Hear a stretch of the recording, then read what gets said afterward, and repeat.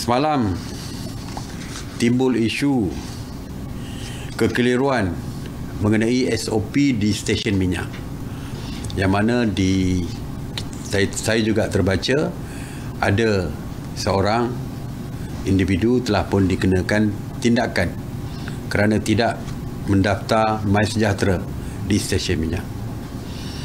Jadi mesyuarat hari ini memperincikan lagi SOP di stesen minyak. Dulu ada SOP, bukan tidak ada, tapi SOP di premis stesen minyak. Bila sebut premis, terdapat kekeliruan.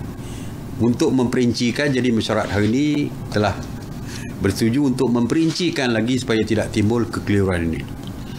Jadi antaranya adalah yang pertama, bagi individu yang melakukan pembayaran atau transaksi di dalam kedai di stesen minyak, sama ada untuk membuat pembelian petrol ataupun diesel, ataupun membeli barangan di dalam stesen minyak, di dalam kedai di stesen minyak, ataupun mengeluarkan duit melalui ATM, maka perlu mendaftar melalui aplikasi MySejahtera ataupun secara manual.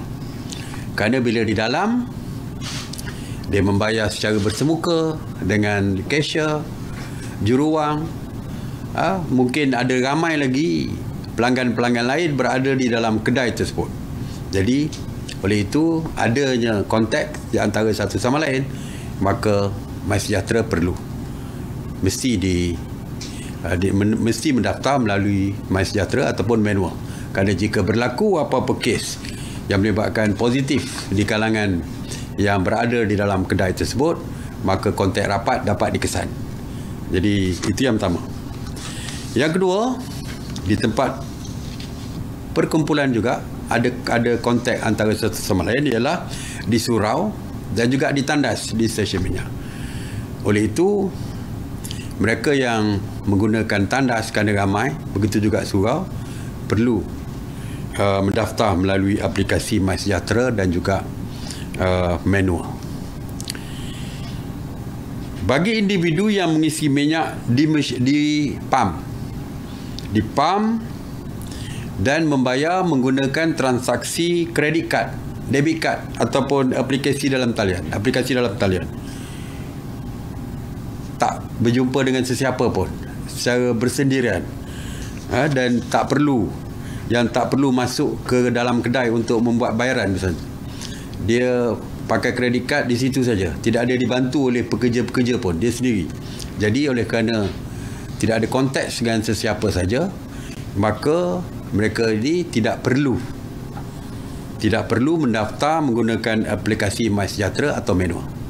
Mereka just swipe kredit kad, pam minyak, and then drive keluar daripada stesen minyak. Jadi tidak ada perjumpaan bertemu dengan sesiapa.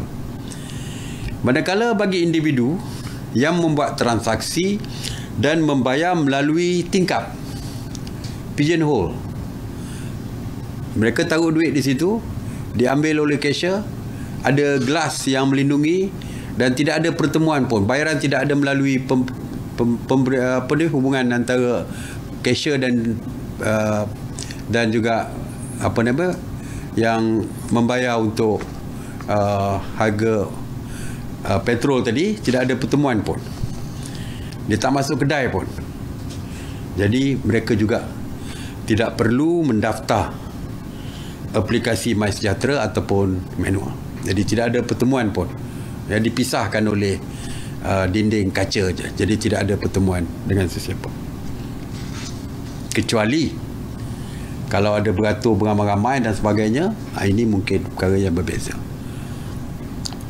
Manakala individu yang singgah di stesen minyak untuk mengisi angin tayar mereka juga bersendirian ketika itu, maka mereka juga tidak perlu mendaftar melalui aplikasi MySejahtera ataupun manual.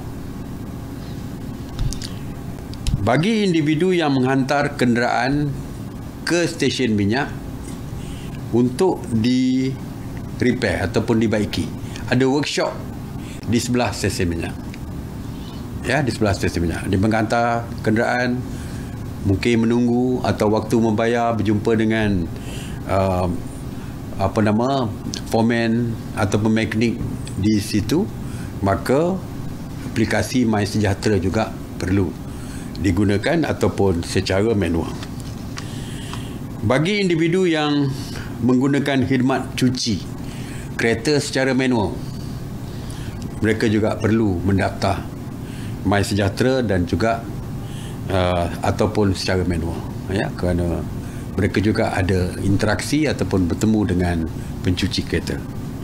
Manakala bagi individu yang menggunakan perkhidmatan cuci kereta secara automatik, auto wash, auto car wash, ya, dan mereka tidak membuat pembayaran di dalam kedai, tapi hanya menggunakan bayaran melalui